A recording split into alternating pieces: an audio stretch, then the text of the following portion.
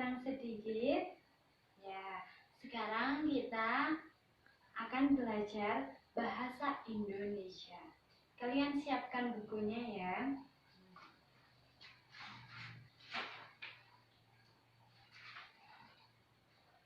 Nah, kemarin kita belajar apa? Kita belajar mengenai puisi. Nah, puisi kan ada dua macam. Kita akan bahas mengenai puisi rakyat. Puisi rakyat itu adalah warisan bangsa Indonesia yang harus kita uri-uri atau kita jaga. Nah, adik-adik, puisi rakyat itu ada berapa? 3 ya. Di dalam buku ada 3. Yang pertama gurindam, yang kedua apa? Nah, betul. Yang kedua adalah pantun. Terus yang ketiga syair. Nah, sekarang kira-kira apa aja perbedaannya dari ketiga puisi tersebut? Ada yang tahu tidak? Nah, perhatikan ya di papan tulis. Nah, di situ dijelaskan beberapa perbedaan dari puisi rakyat. Pertama, kita akan mengulas mengenai gurindam. Gurindam itu terdiri dari 2 baris. Kemudian ada 10-14 suku kata dengan rima yang sama, yaitu AA, BB, CC, atau DD. Yang keempat, itu terdiri dari 1 kesatuan. Kemudian yang kelima, baris 1 itu berisi soal.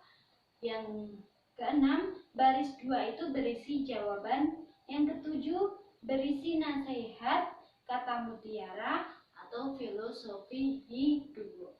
Nah, dari kehidupan ini, kita itu bisa menemukan gurindam-gurindam yang kita bisa jadikan puisi. Siapa yang mau menyontohkan gurindam? Beneran ini tidak ada yang mau menyontohkan gurindam. Oh, ya udah, kalian pasti masih bingung kan? Kita lanjut dulu ya. Kita lanjut dulu ke ciri-ciri pantun. Siapa yang bisa? Ciri-ciri pantun itu ada apa aja? Nah, kamu ya yang paling depan. Apa aja? Nah, betul. Yang pertama itu terdiri dari 4 baris. Yang kedua 8-12 suku kata. Yang ketiga bersaja A, B, A, B. Yang keempat baris 1 dan 2 itu sampiran. Dan baris 3 dan 4 itu isi. Nah, sekarang kita akan membahas mengenai apa? Kira-kira apa yang belum kita bahas? Nah, betul. Yang belum kita bahas adalah syair. Syair itu ciri-cirinya apa saja? Yang pertama itu terdiri dari 4 baris. 8-12 suku kata, bersaja A, A, A, A. Kemudian semua itu adalah isi. Dari baris 1 sampai 4 itu isi semua dan memakai bahasa kiasan.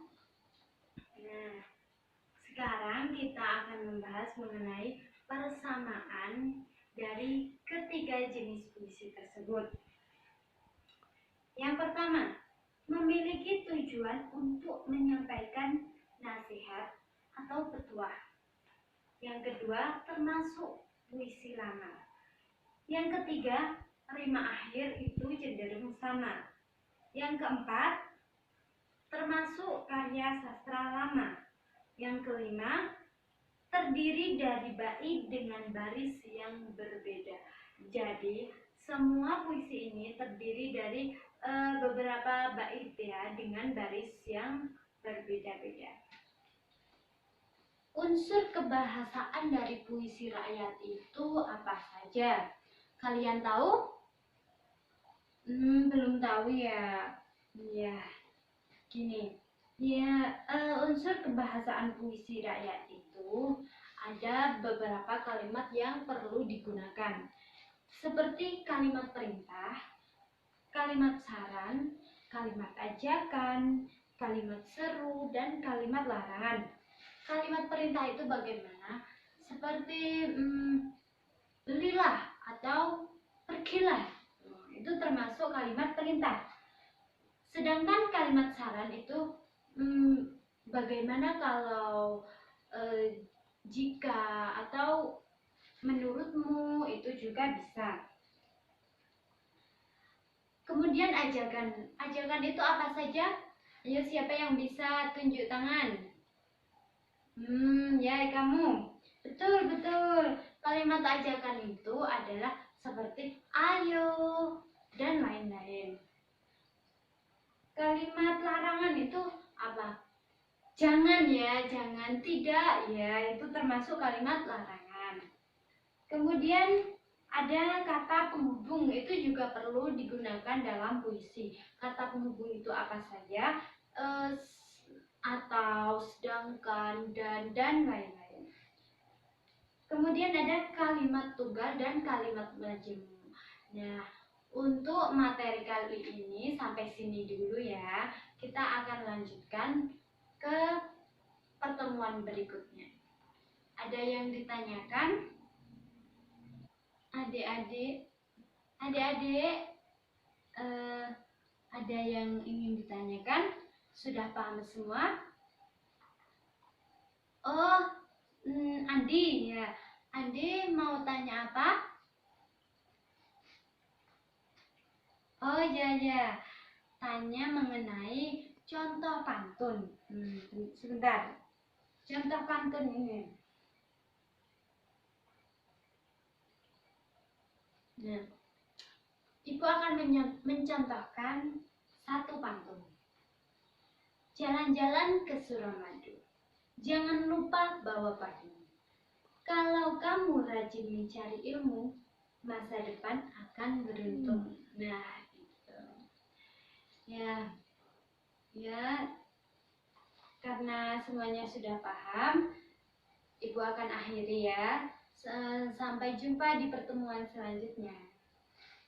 Terima kasih.